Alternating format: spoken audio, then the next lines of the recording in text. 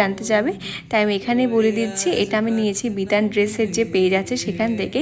ওদের প্রচুর কালেকশন আমি পরি, তার কারণ হচ্ছে ওর বাড়ি একদম আমার পাশেই, মানে একই উঠানে বলতে পারো।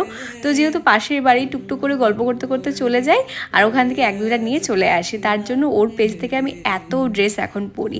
এই চুড়িদারের না আরেকটা কালার ছিল হোয়াইট কালার, ওটা এত সুন্দর ছিল, বাট হোয়াইট কালার যেহেতু আমি একটা অন্য চুড়িদার অলরেডি নিয়েছি, তাই মা আমাকে আর ওটা নিতে দেয়নি। তোমরা কিন্তু পেজে নক করে হোয়াইট চুড়িদারটা একবার দেখে নিতে পারো, শুধু হোয়াইটই না অনেক সুন্দর সুন্দর কালারের চুড়িদার ওর কাছে পেয়ে যাবে।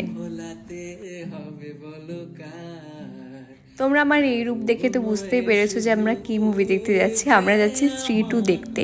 এই মুভি দেখার সাজেশন আমিই দিয়েছি, রাতুল তো একদমই রাজি ছিল না। কালকে জিমে বসে বসে অনেকক্ষণ ধরে ওকে পটানো হয়েছে যে প্লিজ এটাই দেখতে যাবো। ও একটা অ্যাকশন মুভির আমাকে সাজেশন দিয়েছিল, আমি ওটাকে স্কিপ করে বললাম না স্ত্রী 2 দেখবো, এটা ভীষণ ভালো। তো যাই হোক